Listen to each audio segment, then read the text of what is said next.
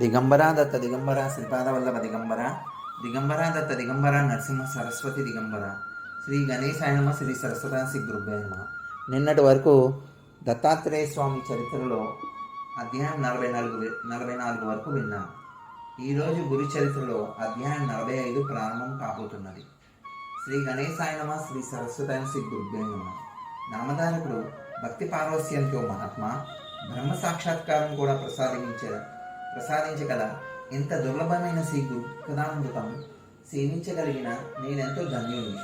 నాకు ధైర్యం తొలగి మనశ్శాంతించింది. దయటు అటుపై కథ వివరించండి అని కోరాను. సిద్ధయోగి సంతోషంతో ఇలా చెప్పారు. నామధారక, ఇంతకు ముందు నరహరి శర్మ వల్లనే శివుని సేవించి మరి ఎందరో కవులు ముక్తులయ్యారు. శివుడు వారిని ఎలా నిగ్రహించారో చెప్తాను నేను. నంది శర్మ అనే ఒక బ్రాహ్మణునికి తెల్లకుష్టి వ్యాధి వచ్చింది. అతడు బాధ తొలగించుకోవడానికి తులజాపురం వెళ్ళి అహర్నిశలు తదేక దీక్షతో భవానీదేవిని 3 సంవత్సరాలు ఉపసించాడు. ఫలితం కనిపించపోయేసరికి అతడు ఒకసారి 3 రోజులు ఉపవాసం చేశాడు. 3వ నాటి రాత్రి జగన్మాత అతనికి స్వప్న దర్శనం ఇచ్చి చందాల పరమేశ్వరిని ఆశ్రయించమని చెప్పి అంతర్ధానమైంది. ఆ ప్రకారమే అతడు వెళ్ళి 7 మాసాల పాటు ఒంటిపోయిన భోజనంతో ఆ పరమేశ్వరిని పూజించాడు.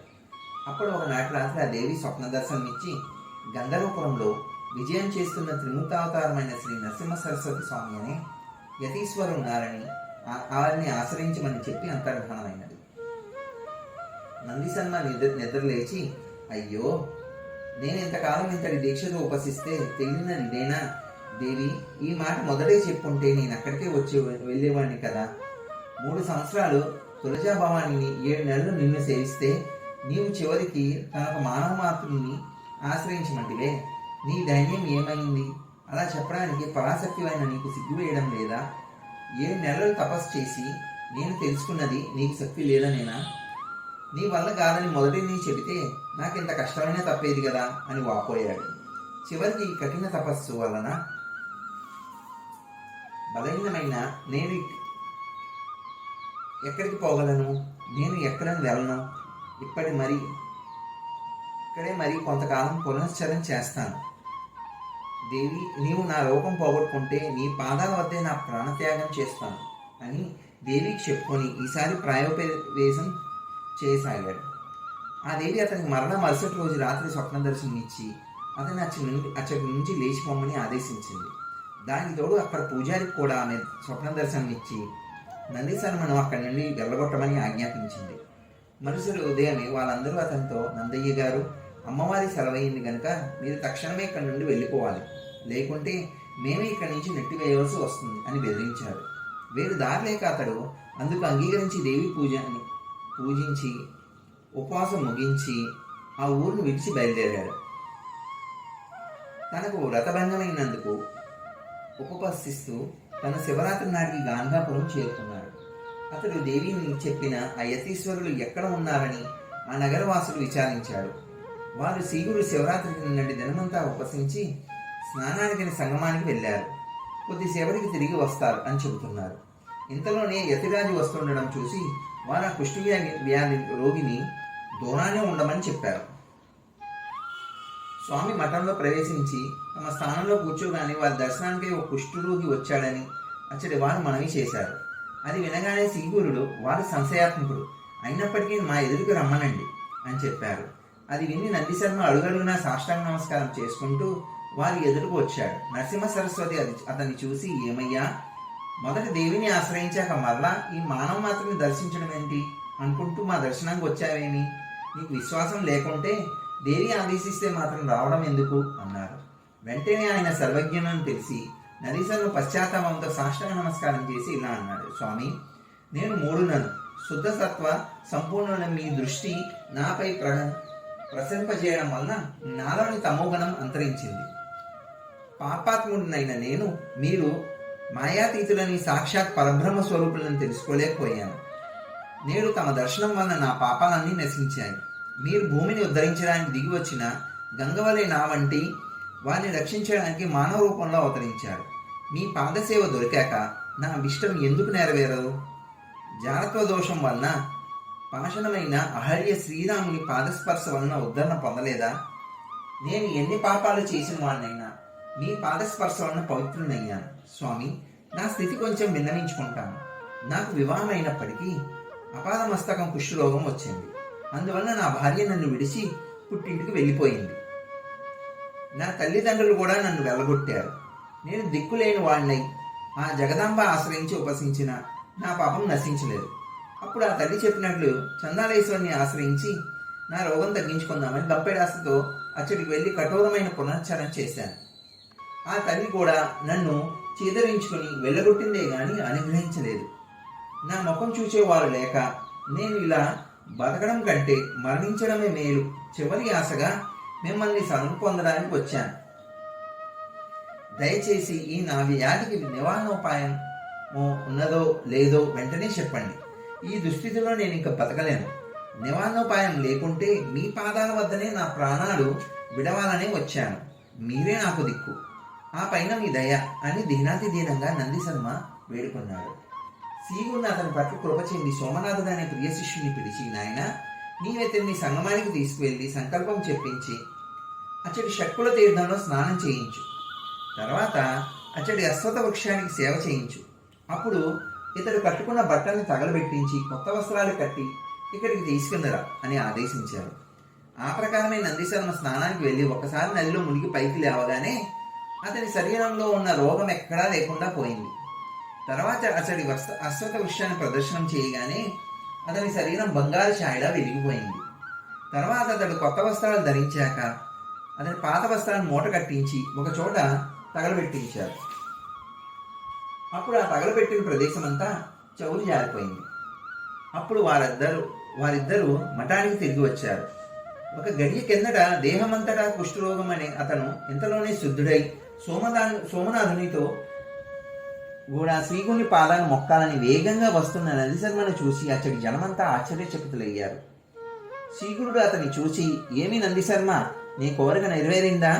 జాగ్రత్తగా నీ ఒళ్ళంతా చూసుకుని చెప్పు అన్నాడు. అతడు చూసుకుని తన పిక్క మీద ఒక చోట కొద్ది మాత్రం కుష్టు మిగిలి ఉండడం చూసి బాధపడి, అయ్యో, మీ కృప వల్ల కూడా ఈ వ్యాధి పూర్తిగా నశించలేదే, నన్ను దయ చూడండి అని వేడుకున్నాడు. శ్రీగురుడు, నాయన, నీవు దేవతల వల్ల కానిది ఒక మానవ మాత్రం వల్ల ఎలా సాధ్యమవుతుంది అని సంశయించిన వారి మేరకే ఈ వ్యాధి మిగిలింది. ఇప్పుడు నీ సందేహం తీరిందో లేదో చెప్పి స్తోత్రం చెయ్యి, ఆ కాస్త తొలగిపోతుంది అన్నాడు. నందిశర్మ నమస్కరించి, స్వామి, మీ పట్ల నాకు గల సంశయం పూర్తిగా తొలగిపోయింది. కానీ నేను చదువుకోలేదు. మందబుద్ధి అయిన నాకు మిమ్మల్ని స్తుతించడం ఎలా సాధ్యం అని ఆయన పాదాలు నమస్కరించాడు. అప్పుడు ఆయన, నాయన, ఏనుగు నోటి నుండి బయటకు పెరిగిన దంతంలా మా నోటి నుండి వచ్చిన వాక్యం వెనుకకు మరలదు. మేము చెప్పిందే చెయ్యాలి అని కొంచెం భస్మం తీసుకుని అతని నోరు తెరవమని చెప్పి అతని నాలుక చివర ఉంచారు. అతడు వెంటనే జ్ఞానవంతుడై లేచి నిల్చుని చేతులు కట్టుకుని స్వామిని భక్తి పారవస్యంతో ఇలా స్తుతించాడు. ఓ పరమేశ్వర, శ్రీగురు, నీవే ఆ పరబ్రహ్మ స్వరూపము. నీవు సర్వకర్తవు, సర్వభర్తవు, అవ్యయుడవు, ఆత్మస్వరూపి.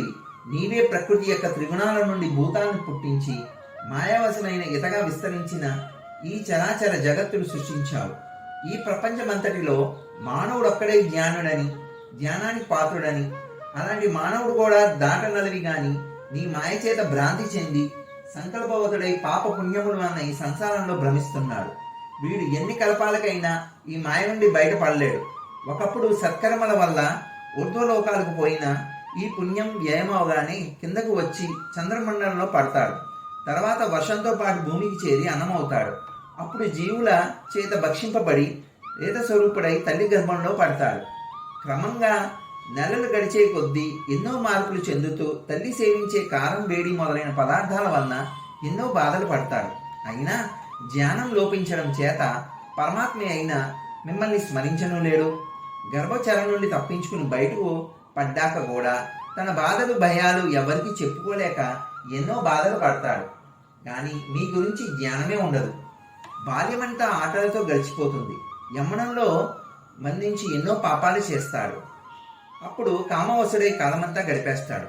వృద్ధాప్యంలో బలం క్షీణించడం వలన వ్యాధులు, సాంసారికమైన చింతలు అతన్ని తలకాములకలు చేస్తాయి.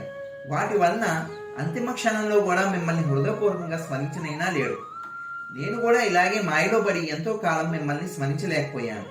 ఇటువంటి ఘోరమైన సంసారం చిక్కిన నాకు ఇప్పుడు మీ దర్శనం లభించింది. మీరు నరరూపం ధరించి ఈ విశ్వాన్ని తరింపజేయడానికి అవతరించిన విశ్వపాలకులు. అజ్ఞానాదులైన పామరులు మిమ్మల్ని గుర్తించలేకున్నా లేరు. స్వామి, నన్ను ఈ సంసార సాగరం నుండి తరింపచేయి అని స్తుతించాడు. అప్పుడు అతడు తన పారవస్యంతో ప్రజల వైపు తిరిగి, ఓ జనులారా, ఇక్కడ మన మధ్యనున్న శీఘ్రుడు సాక్షాత్ పరమేశ్వరుడే గాని మానవ మాత్రులు కారు. వీరి దర్శనం వలన నా పాపాలన్నీ దానలం వలన ఎండుటాకులు భస్మమైనట్లు నశించిపోయాయి. వీరి పాదస్పర్శ వలన బ్రహ్మచే వ్రాయబడిన నొసటి వ్రాత కూడా మారిపోగలదు. పెన్నది వలె నేడు మనకి ఈయన లభించారు. అయినా మనం ఈయనను గుర్తించలేకున్నాం. ఆత్మశ్రేయస్సు కోరుకున్న వారందరూ ఈయన్ని భజించి ధన్యుల కండి. ఈయన మహత్యాన్ని నేనెంతని వర్ణించను? వాకు మనస్సుకు అతీతమైన ఈయన మహిమను వర్ణించబోయి వేదమే మోగబోయింది అని ఇంకా నోట మాట రాక ఆనంద బాష్పాలు కారుస్తూ నిల్చుండిపోయాడు. అతడు చేసిన స్తోత్రానికి సంతోషించిన శ్రీగురుడు అచ్చటి వారితో, ఈ బ్రాహ్మణుడికి కవీశ్వరుడు అని బిరుదిస్తున్నాడు. నేటి నుండి అందరూ ఇతన్ని కవీశ్వరుడని పిలవండి అని చెప్పారు. ఇంతలో తన పారవస్యం నుండి తెప్పరైన నందిశర్మ తన శరీరం పరిశీలించుకున్నాడు. అంతకుముందు మిగిలిన కొద్దిపాటి కుష్ఠులు కూడా మటుమాయం అవడం గమనించి సంతోషంతో స్వామిని నమస్కరించారు. నాటి నుండి నందిశర్మ శ్రీగుని సేవిస్తూ ఆయన మహత్యాన్ని కీర్తిస్తూ స్వామి సన్నిధిలో ఉండిపోయాడు. ఇటువంటి కవీశ్వరుడు మరొకడు కూడా శ్రీగుని సేవించి తరించాడు. శ్రీ దత్తాయ గురువే నమః, శ్రీ శ్రీపాద వల్లభాయ నమః, శ్రీ నరసింహ సరస్వతాయ నమః. కాకినాడ భక్తి ఛానల్లో ఇంతటితో 45వ అధ్యాయం ముగిసింది. మరి సరికొత్త అధ్యాయంతో సరికొత్త వీడియోలో మళ్ళా కంపల్సరీగా కలుసుకుందాం. అప్పటి వరకు ఈ ఛానల్ని సబ్స్క్రైబ్ చేసుకుని లైక్ చేసి షేర్ చేసి కామెంట్ చేయండి. దత్తాత్రేయ స్వామికి కృపకు పాత్రులు కండి. ప్రతి ఒక్కరు ఈ దత్తాత్రేయ పారాయణం కంపల్సరీగా వినాలని మనస్ఫూర్తిగా కోరుకుంటున్నాం. శ్రీ దత్తాయ గురువే నమః, శ్రీ శ్రీపాద వల్లభాయ నమః, శ్రీ నరసింహ సరస్వతాయ నమః. జయ దత్త, శ్రీ దత్త, శ్రీ గురుదత్త.